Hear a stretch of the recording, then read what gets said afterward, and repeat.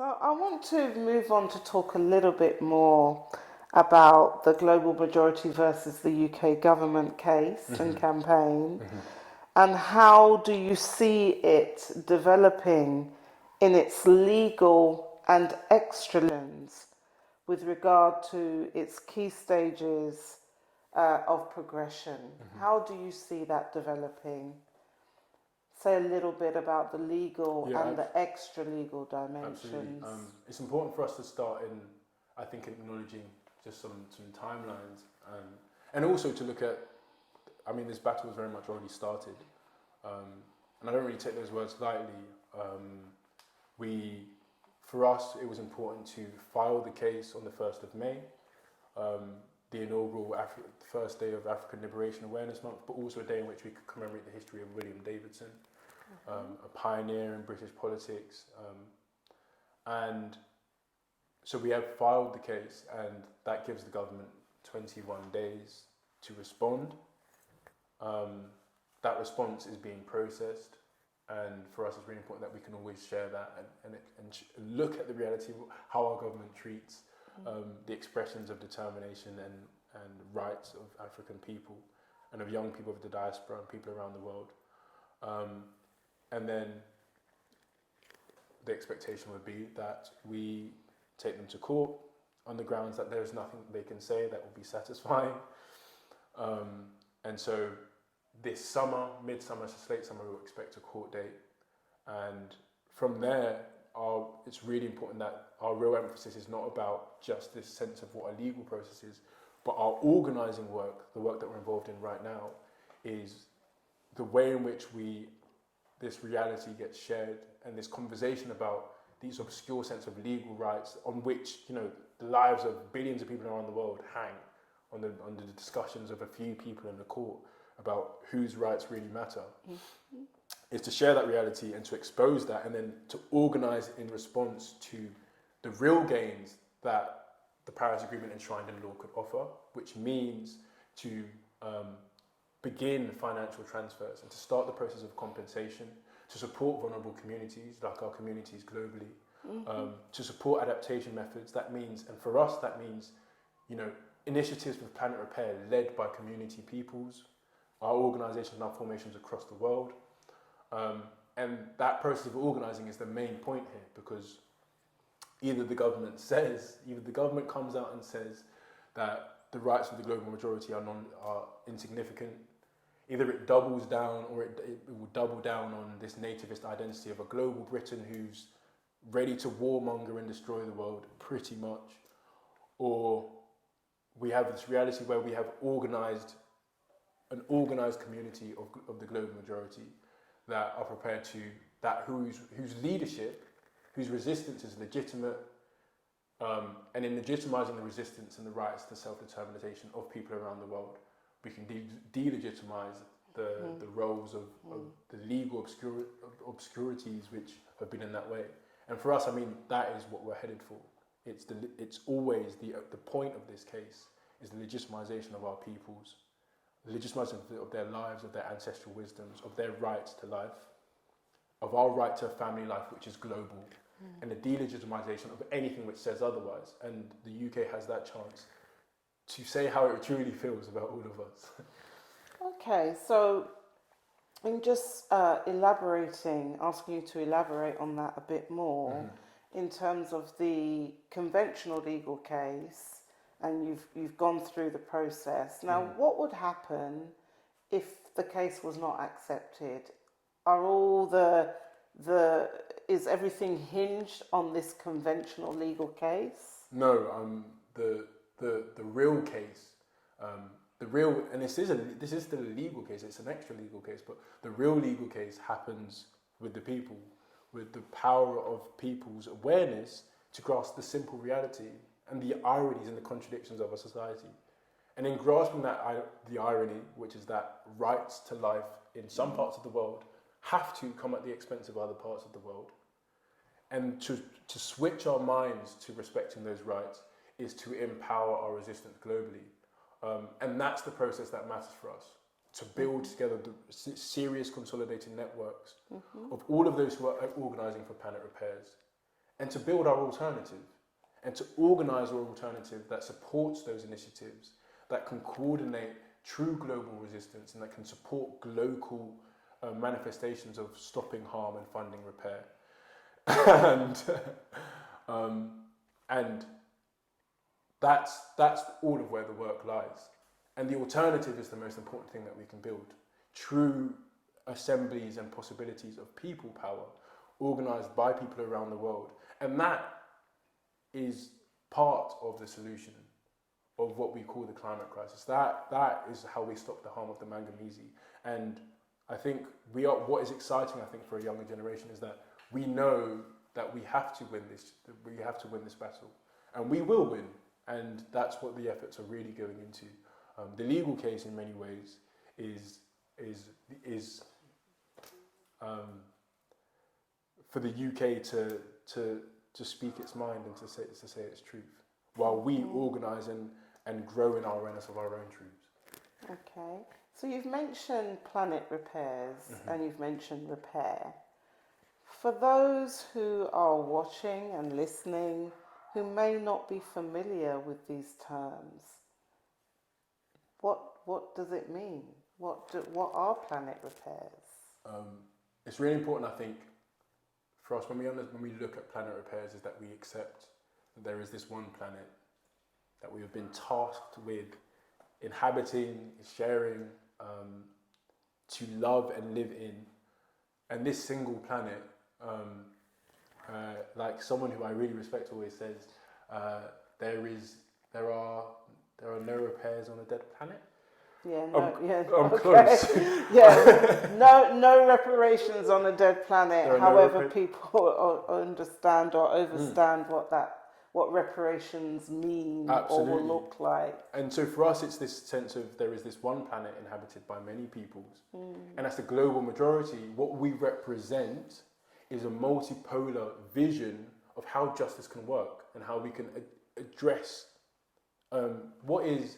There is no one truth, but there is an intersection and it's a solidarity that we all share, which can build a new sense of justice, which isn't concerned with legal establishments in one place, but actually in the interconnections that people build on a global level, that can build a sense of justice that is true to all people. And that's not an ambiguous, that's not some idealistic goal. That is the reality of how we survive.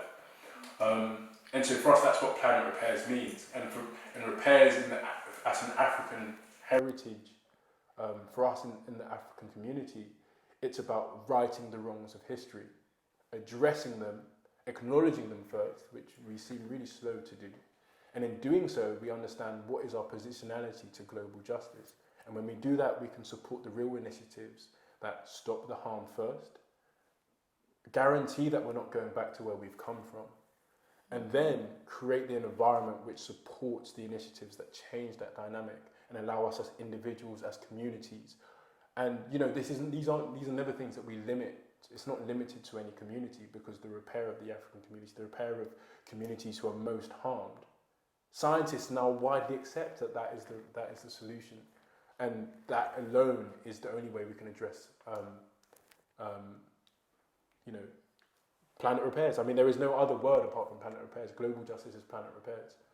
And whatever they talk about at COP26, whatever our ministers decide to talk about when they meet in rooms, if it's not that, they aren't for us.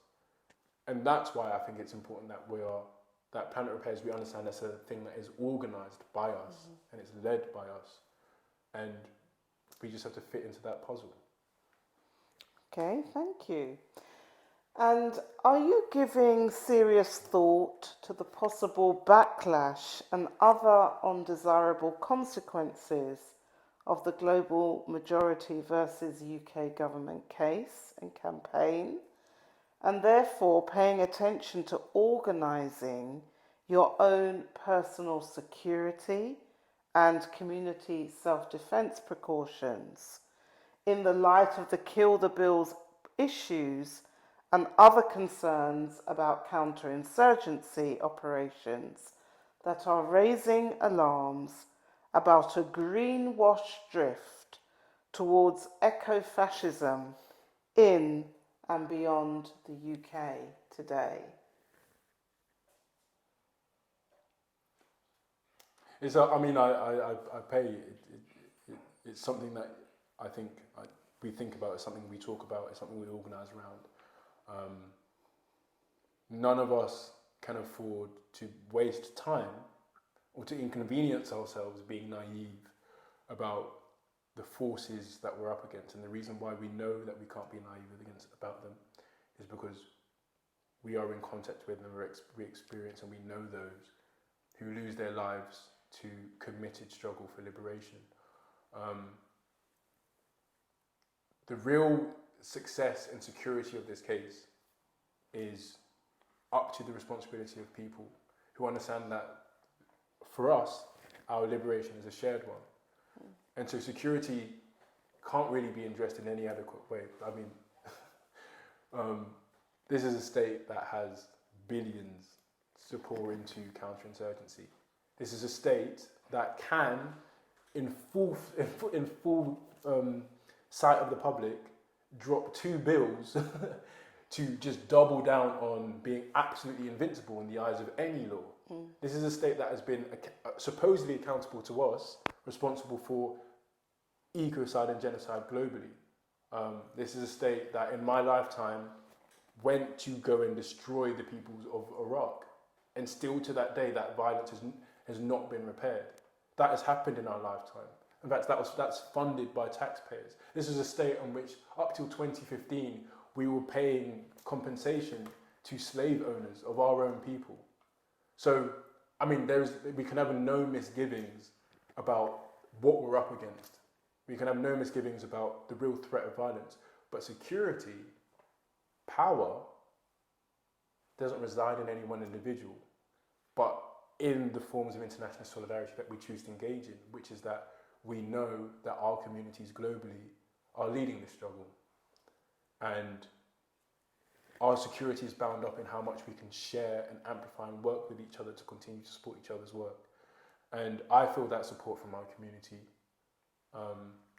And it continues, it doubles down on the importance of continuing to organise.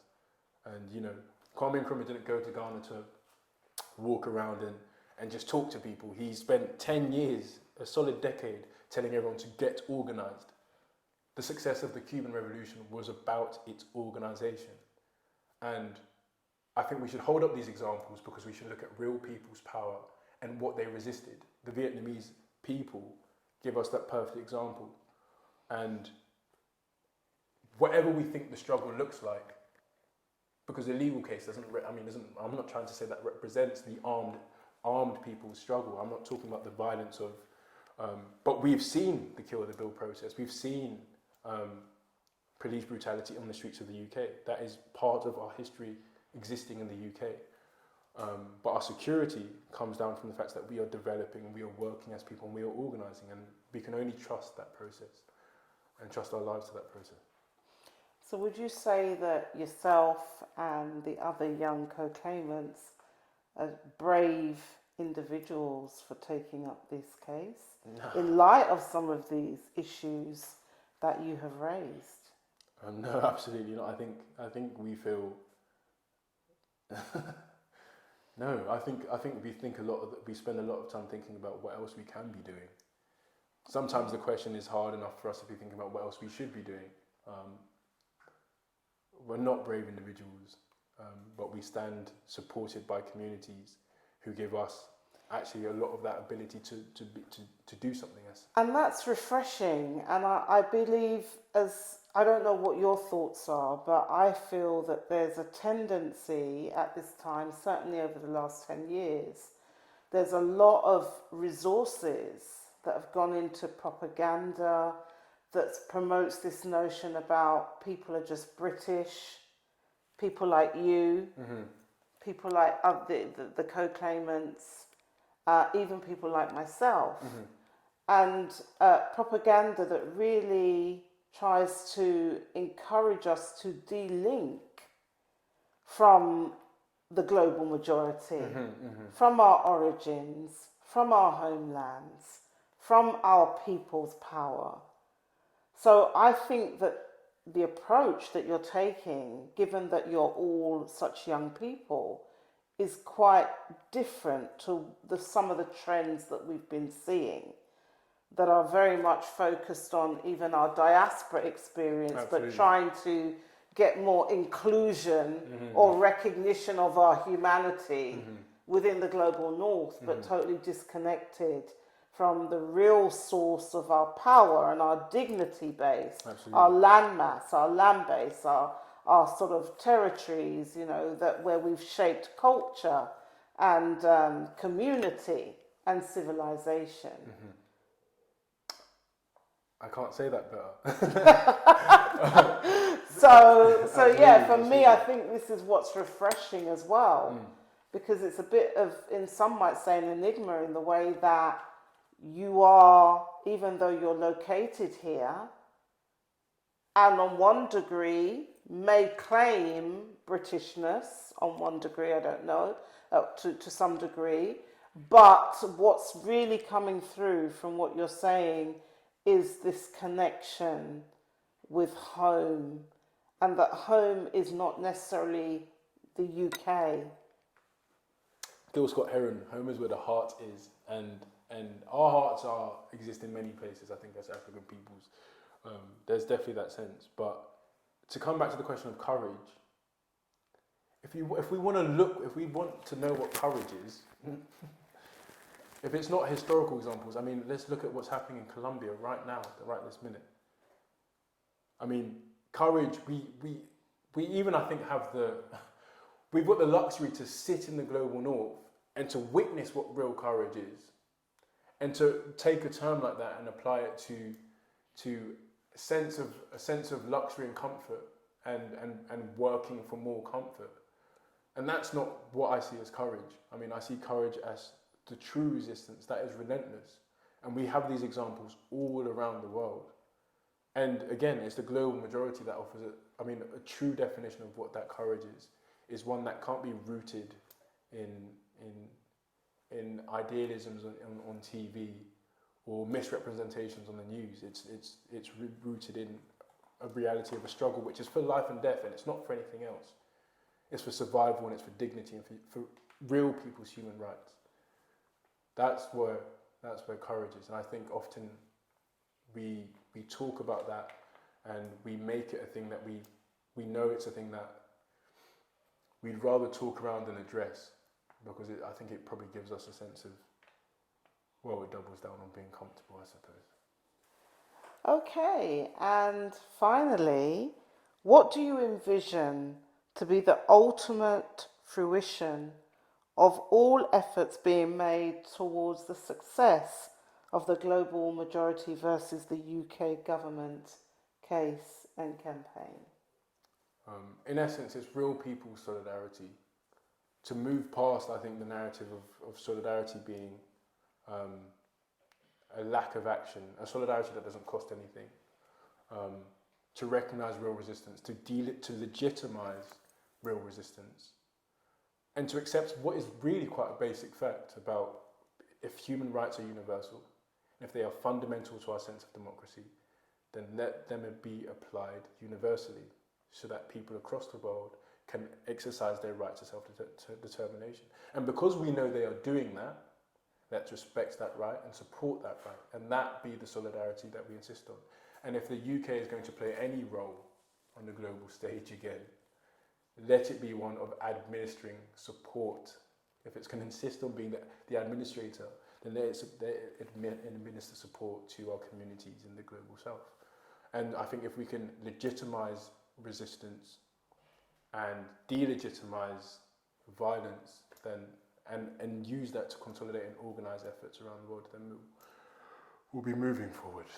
You know, that's interesting, just to pick up on a point, because you're talking about showing solidarity to, if you like, our global majority family and communities worldwide.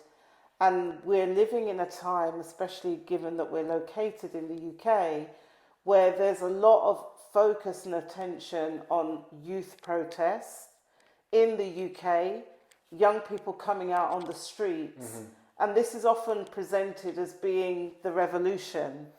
What are your thoughts about that? What? Did I say something funny? You said it's all in there. If it's on TV, it's probably not the revolution, unfortunately. And I think we should be honest. I mean, we can't stomach the revolution because the revolution should be and is a direct challenge to the sort of lives, to the sort of complicity, destruction that we live in the heart of. It's a challenge to that. And if our solidarity doesn't cost that, it's not solidarity at all. And that's why the revolution will not be televised. Okay, well, thank you. It's been really, really refreshing, informative, certainly enlightening to hear you speak.